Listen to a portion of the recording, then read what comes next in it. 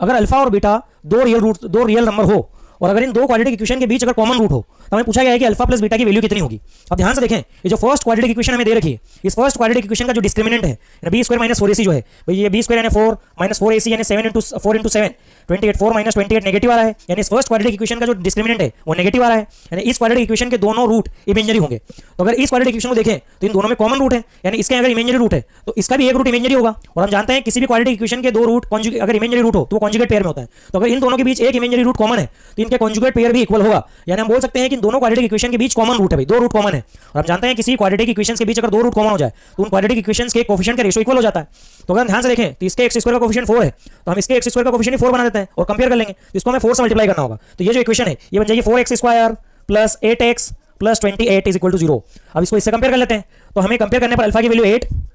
And beta की value 28 मिलती है भाई। तो हमें अल्फा प्लस बीटा पूछा गया है, तो अल्फा प्लस बीटा इज